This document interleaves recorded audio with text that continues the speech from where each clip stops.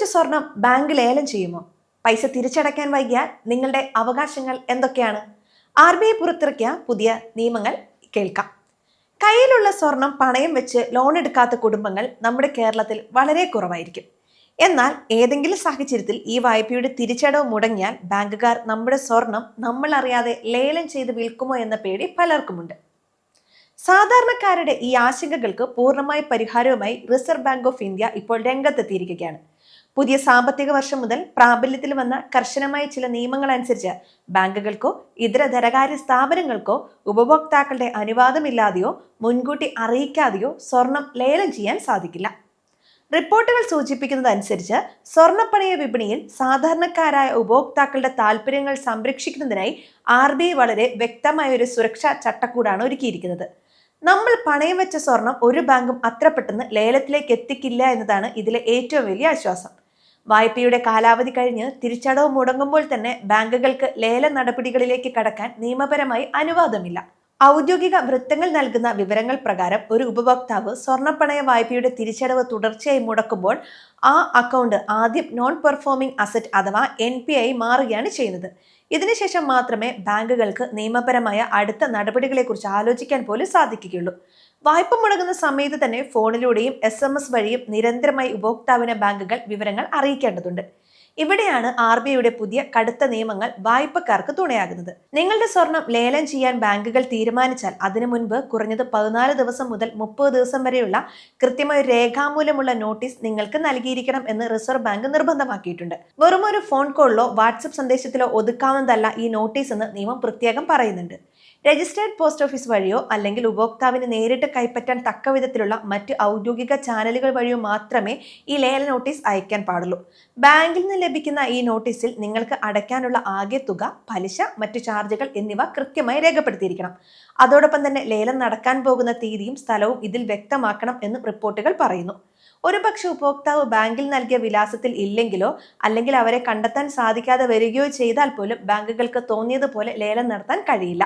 ഇത്തരം സാഹചര്യങ്ങളിൽ പത്രങ്ങളിൽ പൊതു നോട്ടീസ് നൽകുകയും അതിനുശേഷം 1 മാസം തികയുന്നത് വരെ കാത്തിരിക്കുകയും വേണമെന്നാണ് പുതിയ RBI ചട്ടങ്ങൾ പറയുന്നത്.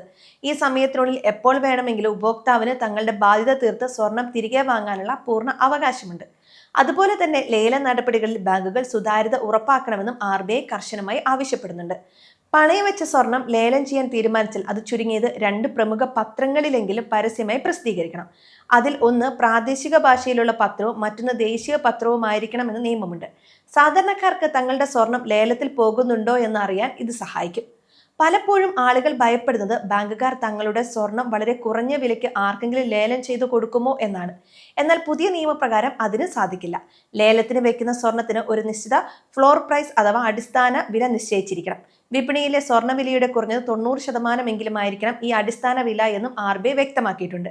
കഴിഞ്ഞ 30 ദിവസത്തെ സ്വർണ്ണവിലയുടെ ശരാശരിയോ അല്ലെങ്കിൽ ലേലം നടക്കുന്നതിന്റെ തലേദിവസത്തെ സ്വർണ്ണവിലയോ നോക്കി അതിൽ ഏതാണോ കുറവ് അതിനെ അടിസ്ഥാനമാക്കിയാണ് ഈ മൂല്യം കണക്കാക്കുന്നത്. അതുകൊണ്ട് തന്നെ ബാങ്കുകൾക്ക് തന്നിഷ്ടപ്രകാരം സ്വർണം കുറഞ്ഞ വിലയ്ക്ക് വിൽക്കാൻ കഴിയില്ല. 2 തവണ ലേലം വിളിച്ചിട്ട് ആരും സ്വർണം എടുക്കാൻ വന്നില്ലെങ്കിൽ മാത്രമേ ഈ വില 85% കുറയ്ക്കാൻ ബാങ്കുകൾക്ക് അനുവാദമുള്ളൂ. ഇനി മറ്റൊരു പ്രധാനപ്പെട്ട അവകാശം എന്തെന്നാൽ സ്വർണം ലേലം ചെയ്ത് വിറ്റുകിട്ടുന്ന തുക മുഴുവൻ ബാങ്കിന് എടുക്കാൻ അധികാരമില്ല എന്നതാണ്. ലേലത്തിലൂടെ ലഭിക്കുന്ന തുകയിൽ നിന്നും നിങ്ങളുടെ വായ്പാ തുകയും അതിന്റെ പലിശയും ലേലം നടത്താൻ വന്ന യഥാർത്ഥ ചിലവുകളും മാത്രമേ ബാങ്കുകൾക്ക് ഈടാക്കാൻ സാധിക്കുകയുള്ളൂ. ഇതിനുശേഷം ബാക്കി വരുന്ന തുക ഉപഭോക്താവിന് പൂർണ്ണമായും അവകാശപ്പെട്ടതാണ്. ഉദാഹരണത്തിന് നിങ്ങളുടെ ലോൺ ബാധ്യത 1 ലക്ഷം രൂപയും ലേലത്തിലൂടെ ബാങ്കിന് ലഭിച്ച 1.5 ലക്ഷം രൂപയുമാണെങ്കിൽ ബാക്കി വരുന്ന 50,000 രൂപ ഉപഭോക്താവിന്റെ അക്കൗണ്ടിലേക്ക് ബാങ്ക് നിർബന്ധമായും തിരികെ നൽകണം. ലേലം കഴിഞ്ഞ് 7 പ്രവൃത്തി ദിവസങ്ങൾക്കകം ഈ തുക ഉപഭോക്താവിന് കൈമാറണമെന്നാണ് റിസർവ് ബാങ്ക് നിർദ്ദേശിക്കുന്നത്. ഇതിൽ എന്തെങ്കിലും വീഴ്ച വരുത്തിയാൽ ഉപഭോക്താവിന് ബാങ്കിനെതിരെ നിയമപരമായി നീങ്ങാൻ സാധിക്കും. അതുപോലെ തന്നെ ലേല നടപടികളിൽ വായ്പ നൽകിയ ബാങ്കിന്റെ ജീവനക്കാർക്കോ അല്ലെങ്കിൽ അവരുമായി ബന്ധമുള്ളവർക്കോ പങ്കെടുക്കാൻ പാടില്ല എന്നും പുതിയ മാർഗനിർദ്ദേശങ്ങളിൽ പറയുന്നുണ്ട്. ലേലം പൂർണ്ണമായും സുതാര്യമായ രീതിയിൽ 3 കക്ഷികൾക്കിടയിൽ മാത്രമേ നടത്താവൂ. ലേലത്തിന് ശേഷം അതിന്റെ പൂർണ്ണമായ കണക്കുകൾ അടങ്ങിയ സ്റ്റേറ്റ്മെന്റ് ഉപഭോക്താവിന് അവകാശപ്പെടാനും സാധിക്കും.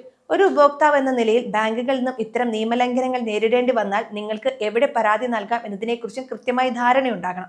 ആദ്യം വായ്പ എടുത്ത ബാങ്കിന്റെ ഉയർന്ന ഉദ്യോഗസ്ഥർക്കോ അല്ലെങ്കിൽ അവരുടെ പരാതി പരിഹാര സെല്ലിനോ രേഖാമൂലം പരാതി നൽകാം.